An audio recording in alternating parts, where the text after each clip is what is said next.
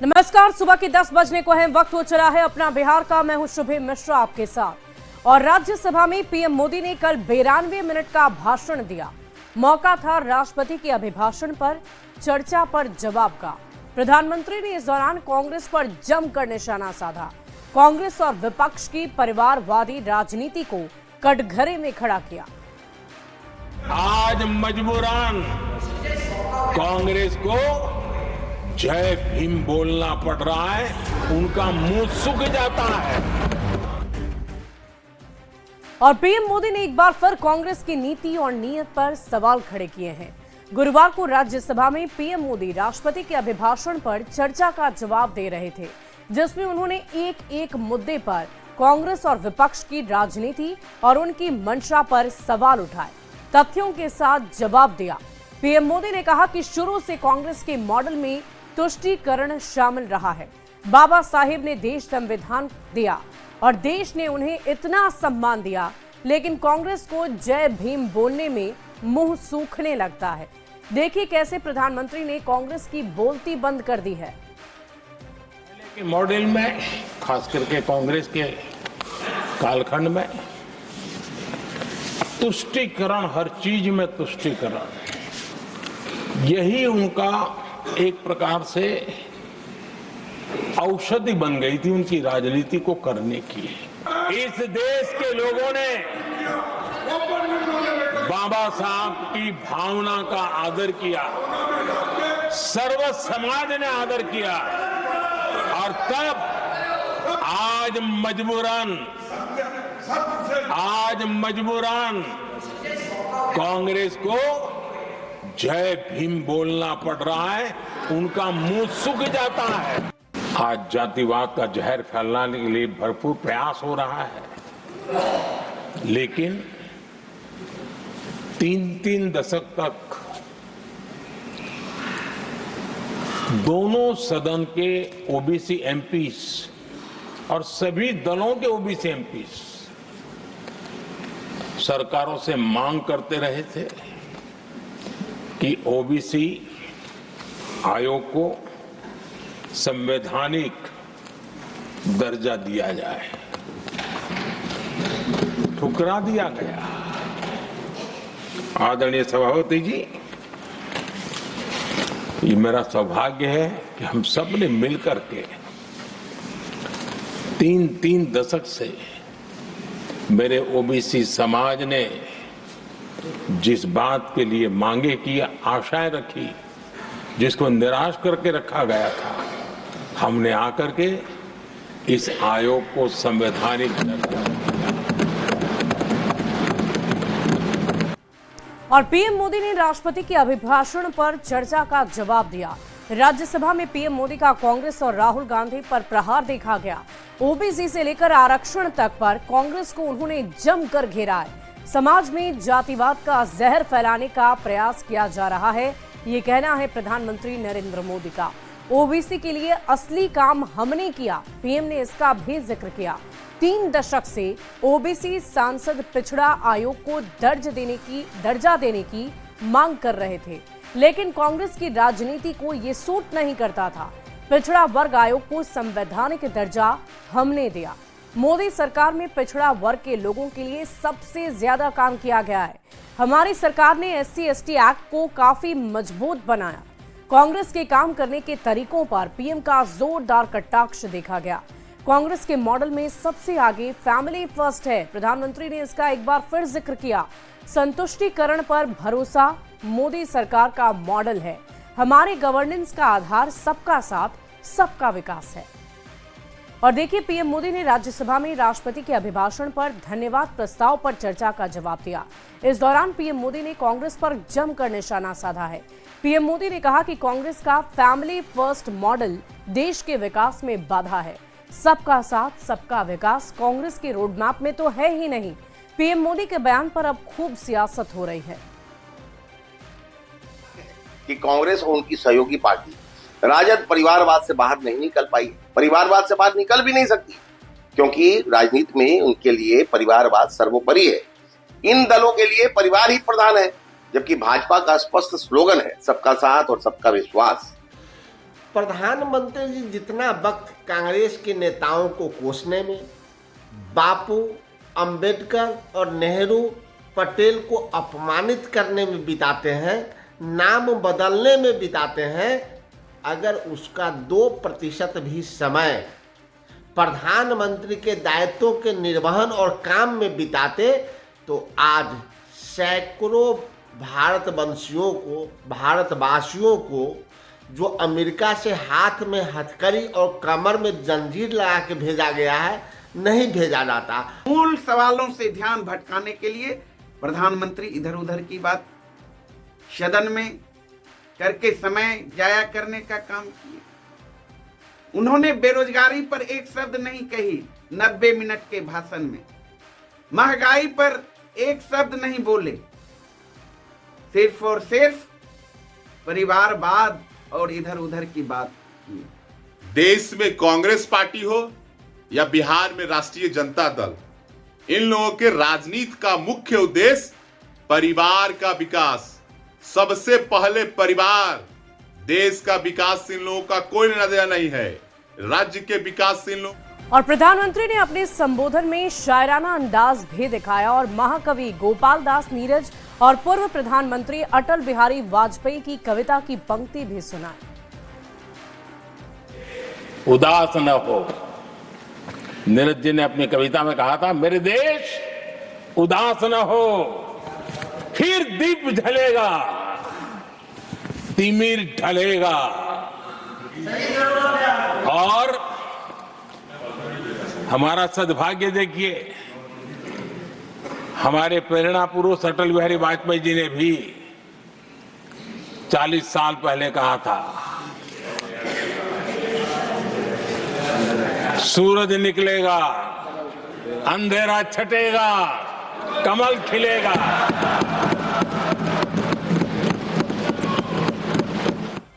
और आज जमुई में सीएम नीतीश कुमार की प्रगति यात्रा है। सीएम जमुई में विकास योजनाओं का जायजा लेंगे, साथ ही 890 करोड़ की योजनाओं की सौगात भी देंगे। सीएम महिला डिग्री कॉलेज के अलावा महिला थाना और कई विभागों के कार्यालय का उद्घाटन करेंगे और साथ ही दर्जनों योजनाओं का शिलान्यास भी करेंगे। सीएम सबसे पहले खैरा के गरही जलाशय का मुआयना करेंगे, जहां सिंचाई और पर्यटन को लेकर काम होना है। इसके बाद सीएम सदर प्रखंड के गढ़संडा पंचायत के सोनपे गांव आएंगे, यहां विकास योजनाओं का शिलान्यास और उद्घाटन करेंगे। सीएम कई विभागों के स्टॉल का निरीक्षण भी करेंगे। कुमार आज अपने प्रगति यात्रा पर जमुई आ रहे हैं और जिसको लेकर तैयारी पूरी कर ली गई है। हम तस्वीर दिखाना चाहेंगे, जमुई जिले के सदर प्रखंड के सोनपे गांव की यह तस्वीर है और जहां पर कई योजनाओं का उद्घाटन और शिलान्यास मुख्यमंत्री करेंगे। और जहां तक अगर देखा जाए तो अलग अलग विभागों का स्टॉल भी लगाया गया है, जहां पर निरीक्षण करेंगे। तो तस्वीरों में देखा जा सकता है कि जिसकी तैयारी पूरी कर ली गई है। और जो सीएम का कार्यक्रम है जो प्रगति यात्रा को लेकर, तो जमुई जिले में 2 जगह पर कार्यक्रम निर्धारित है, जिसमें सीएम अगर सबसे पहले यहाँ पर गरही जलाशय गरही पहुंचेंगे, जहाँ पर गरही जलाशय योजना का निरीक्षण मुआयना करेंगे, साथ ही जो इको टूरिज्म को लेकर वहाँ जो काम होना है उसका वो मुआयना करेंगे, निरीक्षण करेंगे।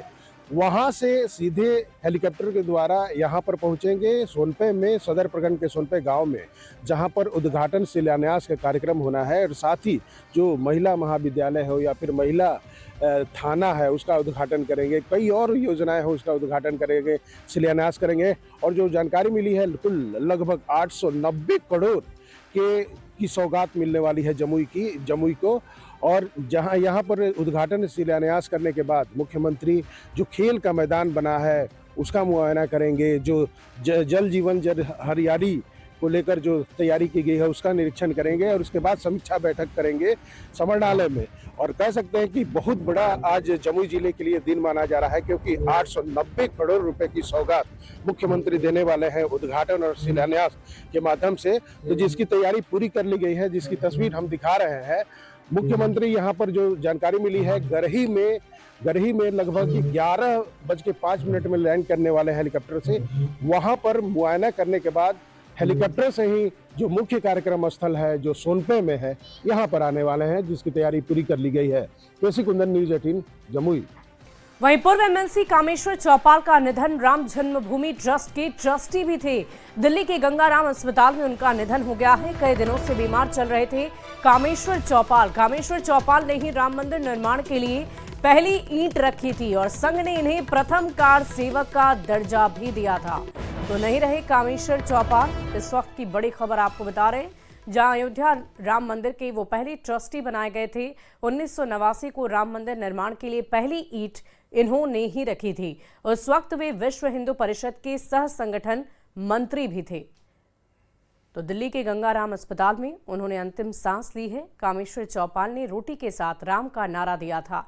करीब 40 साल तक राम मंदिर के लिए उन्होंने आंदोलन लगातार किया और पहली ईंट भी उन्होंने ही रखी थी। 24 अप्रैल 1956 को कामेश्वर चौपाल का जन्म हुआ था। मधुबनी से स्नातक की परीक्षा पास की और उसके बाद वो आगे अपने करियर में बढ़े। मिथिला विश्वविद्यालय दरभंगा से 1985 में पीजी की डिग्री हासिल की। तो कौन थे कामेश्वर चौपाल, इसकी पूरी जानकारी आपको दे रहे हैं। बीजेपी ने रोसड़ा सीट से लोकसभा उम्मीदवार उन्हें बनाया था। रामविलास पासवान के खिलाफ भी वो चुनावी रणभूमि में उतरे थे, चुनावी लड़ाई लड़ी थी। 1995 में बेगूसराय की बखरी विधानसभा सीट से चुनाव लड़े, यानी कि राजनीति में भी वो लगातार एक्टिव रहे। 2002 में बिहार विधान परिषद के सदस्य बनाए गए। 2014 तक बिहार विधान परिषद के सदस्य बने रहे और साथ साथ 2014 में सुपौल से भी लोकसभा का चुनाव उन्होंने लड़ा था। तो कामेश्वर चौपाल वही शख्सियत जिन्होंने पहली ईंट राम मंदिर को लेकर रखी थी। अनुसूचित जाति से वो आते थे। बिहार में बीजेपी के प्रदेश महामंत्री भी रह चुके हैं। कामेश्वर चौपाल अयोध्या राम मंदिर ट्रस्ट के सदस्य थे। 9 नवंबर 1989 को राम मंदिर निर्माण के लिए पहली ईंट रखी और उस वक्त वे विश्व हिंदू परिषद के सह संगठन मंत्री बताए गए थे। और इसी बीच किशनगंज से एक बड़ी खबर का रुख कर लेते हैं। सत्तार अली नाम का व्यक्ति गिरफ्तार हो गया है। बांग्लादेशी नागरिकों को संरक्षण देने का आरोप लगा है। 5 दिन पहले गिरफ्तार हुए थे बांग्लादेशी नागरिकों से पूछताछ में ये खुलासा हुआ। टाउन थाना क्षेत्र में पुलिस की कार्रवाई चल रही है। पुलिस ने सत्तार अली को जेल भेज दिया है। इस वक्त की बड़ी खबर किशनगंज से आपको बता रहे हैं।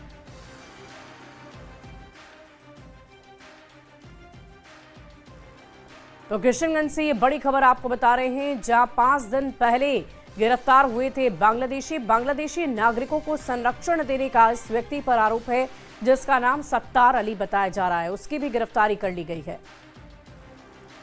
बढ़ते आगे दिल्ली से एक बड़ी खबर का रुख करेंगे। लैंड फॉर जॉब से जुड़ा हुआ ये मामला, रेलवे में लैंड फॉर जॉब का मामला है।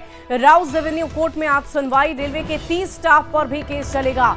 एक अधिकारी के खिलाफ अनुमति का इंतजार किया जा रहा है। अंतिम चार्जशीट में 78 लोग आरोपी बताए गए। लालू परिवार के भी सदस्य इसमें शामिल हैं। तो इस वक्त की बड़ी खबर, लैंड फॉर जॉब से जुड़ा हुआ ये पूरा मामला।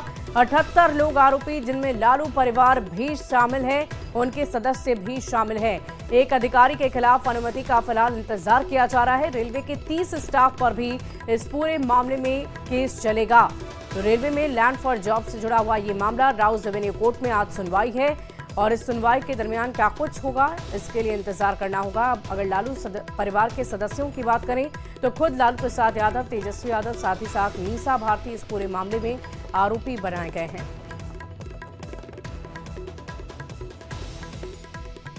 और खबर नवादा से है, जहां छेड़खानी का विरोध करने पर बदमाश ने पूरे परिवार पर हमला बोला है। बदमाश ने महिला को चाकू मारकर जख्मी कर दिया। महिला को बचाने गए उसके बेटे को भी बदमाश ने चाकू मारा, जिससे वो भी घायल हो गया।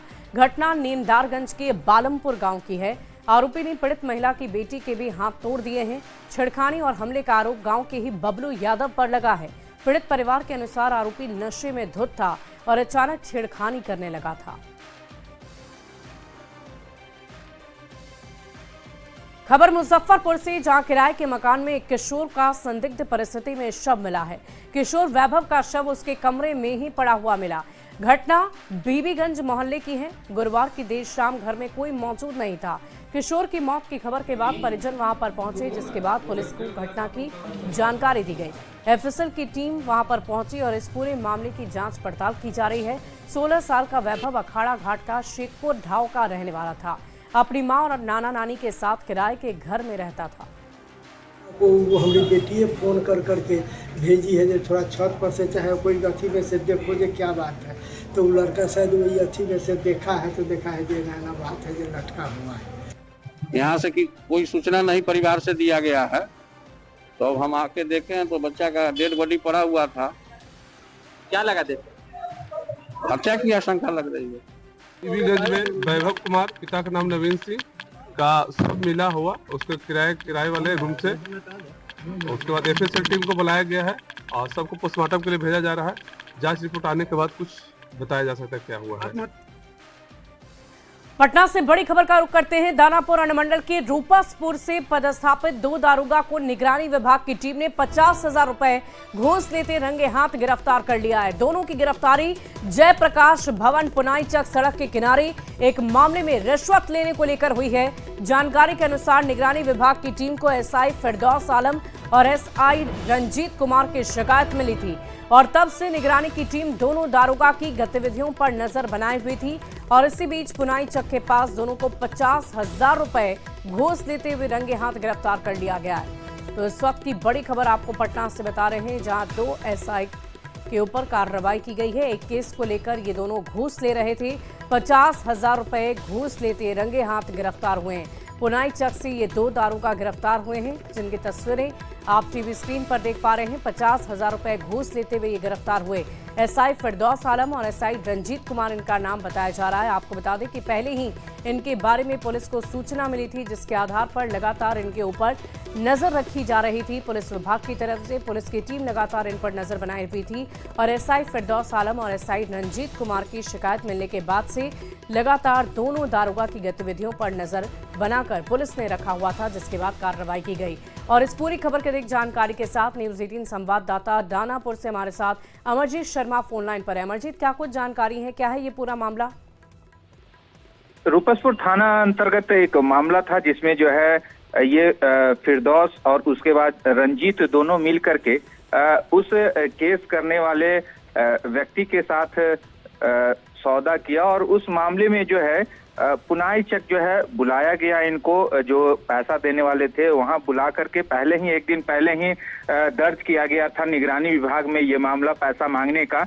उसके बाद निगरानी विभाग ने इस मामले को रिकॉर्ड किया और रिकॉर्ड करने के बाद फिर जो है वहां पर पुनाई चक में बुलाया गया इसे। अब दोनों जो है एक ही बाइक पे पहुंचे थे और जब 50,000 रुपया जब इन दोनों को दिया गया, उसी दौरान निगरानी के डीएसपी ने रंगे हाथ उन्हें गिरफ्तार कर लिया गया। निगरानी की टीम जो है पहले से ही ये तय कर चुकी होती है कि ये रिश्वत मांग रहा है, तभी जो है वो गिरफ्तारी के लिए पहुंचती है। तो ये मामला भी मामले में ये उसी घूस तरह ले का रहे था। थे, क्या इस बाबत भी कोई जानकारी है आपके पास?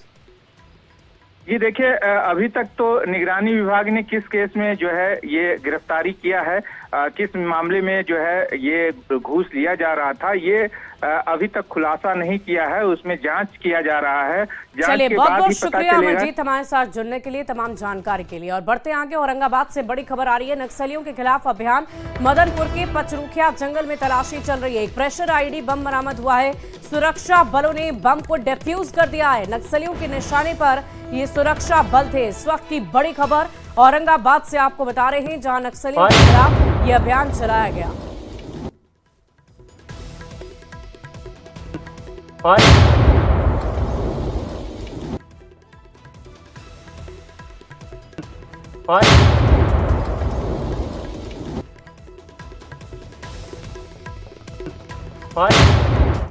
और देखिए, अब बात करेंगे बिहार के मौसम के मिजाज को लेकर। और देखिए, बिहार में मौसम अब बदला सा है और मौसम विभाग की तरफ से एक बार फिर से मौसम को लेकर पूरी जानकारी दी गई है। बता रहे हैं पूरी खबर न्यूज़ 18 संवाददाता रजनीश। बिहार का मौसम एक बार फिर से करवट बदलने लगा है और सर्दी सताने लगी है। मौसम विभाग की माने तो पश्चिमी विक्षोभ का असर बिहार में भी देखने को मिल रहा है, जिसकी वजह से अगले 48 घंटे में न्यूनतम तापमान में 5 डिग्री तक गिरावट होने की संभावना है और जिसकी वजह से कनकनी का लोग एहसास करेंगे। यानी पटना, गया, भागलपुर, मुजफ्फरपुर, किशनगंज समेत लगभग दर्जन भर जिले हैं जहां पर अधिकतम तापमान में 2 डिग्री तक जो है गिरावट दर्ज की गई है, जबकि जो न्यूनतम तापमान है उसमें भी लगातार गिरावट हो रही है। यानी बिहार का मौसम जो है पूरी तरह से बदलने लगा है। और राजधानी पटना की बात करेंगे, हालांकि न्यूनतम तापमान में भारी गिरावट नहीं हुई है और न्यूनतम तापमान अभी 15.6 डिग्री रिकॉर्ड किया गया है। बावजूद कनकनी का एहसास है और ठंड में व्यापक वृद्धि देखने को मिल रही है। कुल मिलाकर 7 दिनों तक मौसम सूखा रहने की संभावना है और मौसम वैज्ञानिकों ने बताया है कि अगर उत्तर भारत के पर्वतीय इलाकों में बर्फबारी के साथ साथ बारिश होती है तो इसका असर बिहार पर पड़ेगा। लेकिन अभी फिलहाल ऐसी स्थिति नहीं है। अगले 48 घंटे में फिर से रडार के द्वारा आकलन किया जाएगा और उसके बाद जो पूर्वानुमान होगा वो फिर जारी किए जाएंगे। लेकिन पश्चिमी विक्षोभ अभी फिलहाल बिहार से पास करने वाला है और उत्तर भारत के पर्वतीय इलाकों में लगातार बर्फबारी भी हो रही है, जिसकी वजह से जो नमी युक्त पछुआ हवा है उसका प्रवाह हो रहा है और धूप खिलने के बावजूद जो ठंड है उसमें लगातार वृद्धि हो रही है। यानी अगले 48 घंटे तक फिलहाल ठंड से राहत मिलने की संभावना नहीं है। ऐसा माना जा रहा है कि 10 फरवरी के बाद लोगों को गर्मी का एहसास होगा और न्यूनतम तापमान में जहां वृद्धि होगी वहीं अधिकतम तापमान में भी उछाल हो सकेगा। कैमरामैन दीपक के साथ रजनीश कुमार, न्यूज 18 पटना। और फिलहाल इस बुलेटिन में अभी के लिए बस इतना ही। आप बने रहे न्यूज 18 बिहार झारखंड के साथ।